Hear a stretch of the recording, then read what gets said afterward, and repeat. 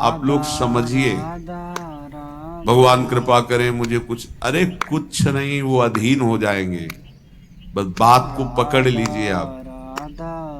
विवेकवान वही है जो डोरी को पकड़ ले, पतंग के पकड़ने के चक्कर में डोरी ना छोड़ दे।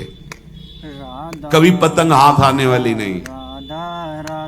नाम डोरी है, पतंग प्रियालाल है। पतंगो यथा त्वामनु भ्राम्य माना। नाम मत छोड़िए, पकड़ते रहिए, घसीटते रहिए। एक एक नाम आपका ऐसा जैसे हम डोरी घसीटते जा रहे, पतंग नजदीक आती जा रही, ऐसे नाम जापक के समीप रूप प्रकाशित होने लगता है। जो नाम ध्यान पूर्वक जप किया जाता है, इसके लिए और कोई साधन की आवश्यकता नहीं। देखो, अगर आप विद्वान शास्त्र पद्धतियों को जानने वाले जनों का संग करोगे तो ऐसे शब्द बोले जाते हैं। माना कि नाम की महिमा है। हम ये भी जानते हैं कि नाम की महिमा में अगर जरा भी बात करें तो अर्थवाद नामापराध लगता है। ये हम बहुत विद्वानों की बात करें, पर भाई शास्त्र भी तो आज्ञा करता है, शास्त्र विधि का पालन भी तो करना है। ऐसा थोड़ी है कि आप नाम के बल पर शास्त्र विधि का त्याग कर दें। हम जहां से बात कर रहे हैं ना, बोले कहां से बोल रहे हो? बोले वृंदावन से बोल रहे हैं। क्या बोल रहे हो? विधि निषेध नहीं दास, अनन्य उत्कट व्रतधारी। हम उन आचार्य की शरणागति के बल पर बोल रहे जो शास्त्र विधि निषेध के दास नहीं है। करनी अकरनी दो विधि भूले, विधि निषेध सब रहे धरे। नर हरिदास ते भय बावरे, जे आह प्रेम प्रवाह परे। तो सुने न काहू की कही, कहे न अपनी बात। नारायण वा रूप में मगन रहे दिन रात। ना काहू सो बोलिबो, ना कोई व्यवहार। बस अपनी कुंवरी किशोरी को जियत निहार निहार। कुछ नहीं चाहिए। ऐसे उपासक के सामने मोक्ष पदवियां सिद्धियां हाथ जोड़े खड़ी रहती हैं, पर उसको चाहिए ही नहीं। जब तक चाह है तो पकड़ में नहीं आएंगी, जब चाह मिट गई तो सब घेर लेते हैं अपने आप। सारा वैभव रिद्धियां सिद्धियां सब।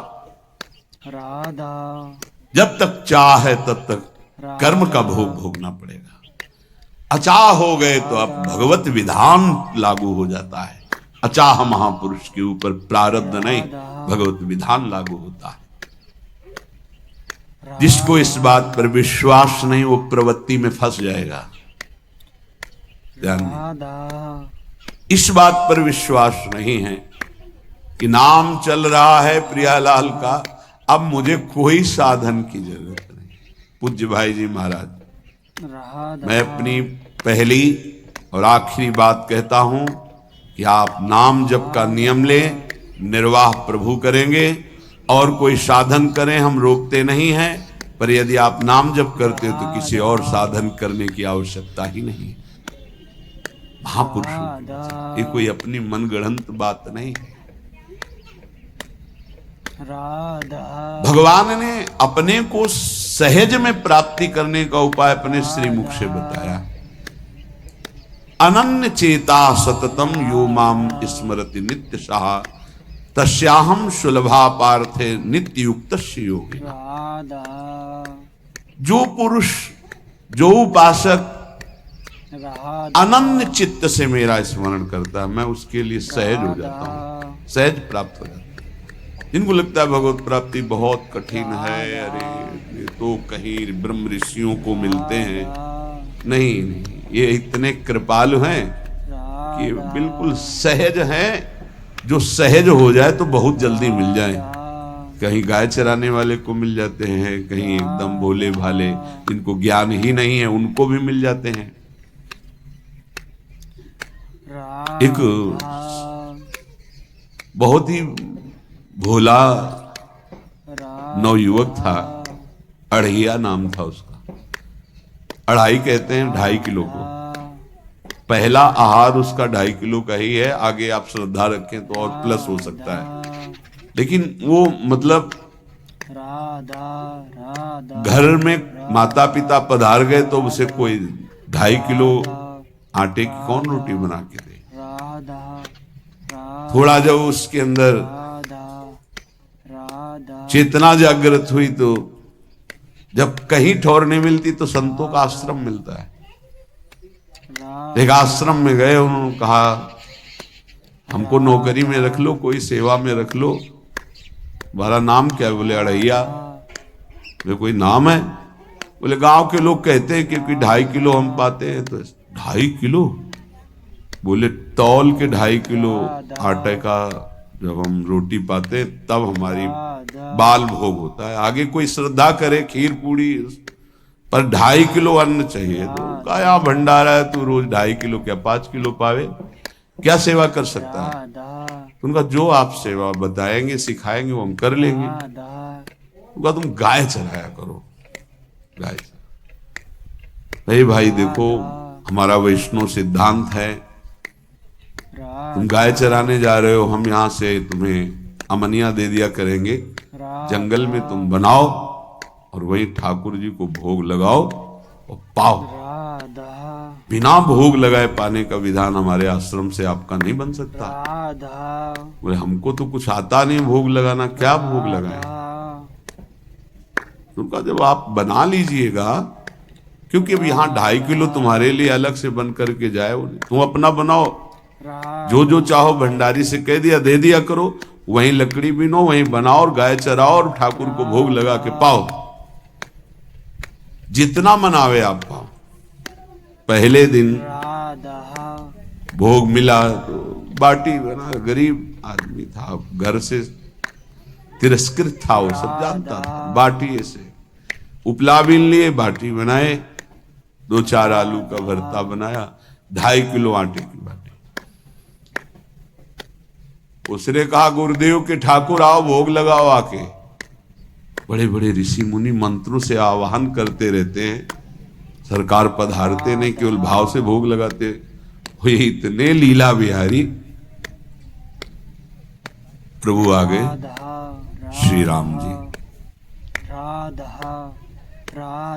अढ़ैया ने आंख खुरक लगी ऐसी तो आंख खोल के देखा, नवीन मेघ कांत अरविंदाक्ष सारंग धनुष धारण किए हुए सामने खड़े।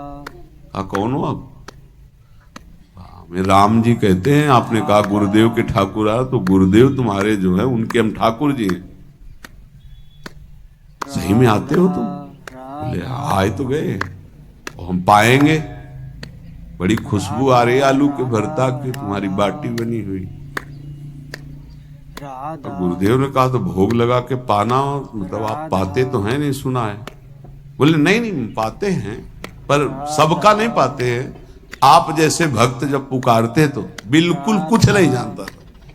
इसीलिए हम कह रहे बड़े बड़े विद्वान और योगी जन रास्ता देखते रहते हैं। हरिवंश महाप्रभु ने इसीलिए लिखा है, मुनिमन ध्यान धरत नहीं पावत, करत विनोद संग बालक भट। ये विनोद करते हैं, प्रकट हो जाते हैं बड़े बड़े मुनियों के जो ध्यान में नहीं आते। काश तो आप हमको ऐसे ही रखोगे, क्योंकि आप आ गए तो आप भी। प्रभु ने कहा जब तुम 2.5 किलो पा सकते हो तो हम तो 2.5 मन भी पा सकते हैं। हमको ये पता नहीं था कि गुरुदेव के ठाकुर इतने भूखे रहते। पर आप अलग पत्तल में ले लो, अपने पूरे पत्तल में तुम आपको पाने दें। बोले भोग थोड़े ऐसे लगाया जाता है कि तुम अपना रखो तुम अपना रखो। और बोले आंख मूंद कर तुम बैठो, जैसे तुम्हारे गुरुजी भोग लगाते हैं तो आंख मूंद लेते हैं, अब हम पाएंगे तुम। तो आंख मूंद लिया, चलो भाई पाओ। सोचा एक आध बाटी पा लेंगे, बीच बीच में खोल के देखता जाता, भगवान सब चाट गए। भगवान बड़े करत विनोद संग बालक वट, हरिवंश महाप्रभु कह रहे, करत विनोद संग बालक वट, मुनि मन ध्यान धरत नहीं पावत। आँख खोला, बोला आज हमको भूखे रखोगे? बोले जानते हो तुम्हारे गुरुजी ने क्यों भोग लगाने के लिए कहा? आज एकादशी है, तुम्हारे गुरुजी के यहाँ एकादशी रह जाती, इसीलिए तुमको अमनिया दिया, वहां बनाया नहीं, और तुम्हें रोज अमनिया देंगे। तुम रोज आओगे, हम बुलाएंगे तो? अब आप बुलाओगे रोज तो आएंगे नहीं, हम रोज रोज आएंगे। बोले तो ठीक है, अगली बार से। बोले गुरुजी आपके ठाकुर जी आए थे, हमारी सारी बाटी खा गए, 5 किलो आज से हम ले जाएंगे, 2.5 किलो आपके ठाकुर जी के लिए, 2.5 किलो अपने लिए। बहुत हंसी आई कि वहां कुंतलों का सब भंडारी का देखो, पूछने की जरूरत नहीं, जितना कह दे दो। 5 किलो के हिसाब से आटा के अनुसार भरता बनाने के लिए आलू वगैरह से सुबह से गाय लेके निकल जाता, जंगल में छोड़ दिए, उपला में ने आग लगाई, बनाया, तो गोले गोले रख करके, उसमें कोई समय तो लगता नहीं। आग पकी हो तो बहुत सुंदर बाटी बनती। बाटी बनाया, भुरता बना के, पत्तल बड़े बड़े जंगल के से, कहा गुरुदेव के ठाकुर पधारो। आँख खोल के देखा, साथ में सिया जी। उसने कहा ये कौन है? बोले हमारी अर्धांगिनी। तो कल क्यों नहीं बताया था आपने कि अर्धांगिनी भी है? ये भी पाती है? बोले हमारे जैसा है। जानकी जी बैठ गई, राम जी बैठ गए, बड़ा सकुच में, पर जानकी जी इतनी करुणा वात्सल्य बरस रही थी कि वो कुछ बोल नहीं पाया, बस देखा, ऐसे कहा पाओ गुरुदेव के ठाकुर। प्रभु आराम से, सिया जो खूब स्वाद बखान बखान करके पाए, वहां खोल करके देखता कि आज भी हम 2.5 किलो अपने ले लाए थे, लेकिन ये दोनों पा गए। गुरुदेव 7.5 किलो। बोले क्यों? आपके ठाकुर की पत्नी भी है ना? कहा है, तो दोनों आए थे। किसी को विश्वास नहीं हो रहा था। दे दो भाई, अरे गाय को खवाएगा, दे दो, कुछ करेगा, क्या कमी है यहाँ? 7.5 किलो आटा। अब तो समय लगा, 3 बजे तक बाटी बन के तैयार हुई पत्तल में से। गुरुदेव के ठाकुर पधारो, बस उसको बुलाना होता था कि विनोदी प्रभु, साथ में लखन जी, राम जी, सिया जी, लखन। ऐसे देखा, ये कौन है? बोले छोटे भाई। आपके भाई भी है? हाँ है। पहले अब परिवार में कितने लोग हो आप? पहले बता देते तो हम वो सब आ जाते हैं। लक्ष्मण जी से कहा बहुत सरल भगत है, नाराज मत होना, चुपचाप पा लो। तीनों बैठे, बेचारा ऐसे ही रह गया। जब वो चले गए तो पत्तलों में जो किनका रहता था, एक अद्भुत आनंद। अगले दिन गया, बोल गुरुजी 10 किलो आटा चाहिए। वो कहा 10 किलो क्यों? बोले आपके ठाकुर जी भी आते हैं, उनके ठाकुरायन भी आते हैं, उनके परिवार के भाई भी आते हैं, गोरे गोरे थे वो। कैसे, इसको कैसे अनुभव हो सकता है? सिया राम लखन जी का बहुत हट किया। 10 किलो आटा लिया, बनाया, 4 बज गए, रखा। मन में सोच रहा था आपकी संख्या ना बढ़ जाए। कहा गुरुदेव के ठाकुर पधारो। विशाल गदा, भयंकर स्वरूप हनुमान जी महाराज। आँख खोला तो 3 स्वरूप में प्रभु खड़े हुए थे, सिया राम लखन, हनुमान जी चरणों में बैठे। पूछा ये कौन है? तो कहा ये हमारे प्रिय सेवक हैं हनुमान जी। एक बार आप अपने पूरे परिवार का, अपने सेवकों का वो आप पर्चा बना के मैं दे दो, गुरु जी को दे देंगे जाके।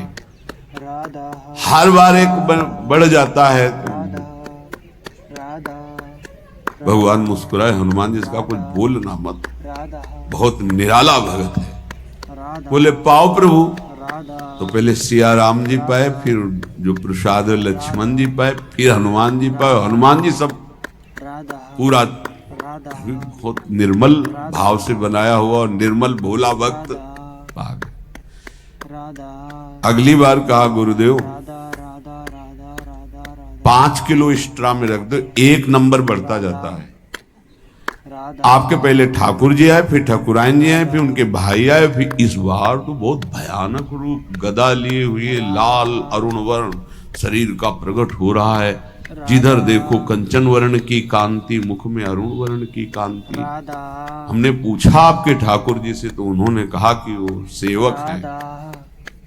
को रोमांच हो रहा था कि क्या सही भगवान करुणा करके इसको दर्शन देते हैं। अब अगली बार अगर ये बात करेगा कि तो फिर अब हम इसकी परीक्षा लेंगे। ले गया इस ट्राम बनाया सब। आओ गुरुदेव। अब तो पता था कोई आने वाला नहीं। गुरुदेव के ठाकुर 2 संख्या बढ़ गई। आँख खोल के देखा, कहा ये कौन है? तो कहा ये हमारे और भाई हैं, इनका नाम भरत है, इनका नाम शत्रुघ्न है। पहले महाराज बता देते ना कि आपके और भाई हैं, हमने कहा था, आपसे प्रार्थना की थी।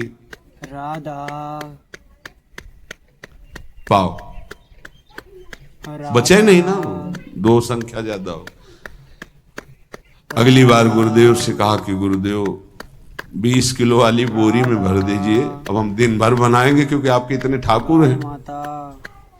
आज गया लेकर सब ऐसे रख करके पत्तल डाल दिया, कहा गुरुदेव के ठाकुर पधारो। बिल्कुल नहीं बनाया। आ गए प्रभु। कहा कहाँ यार, तो खुशबू भी नहीं आ रही, ना बाटी की ना भरता की।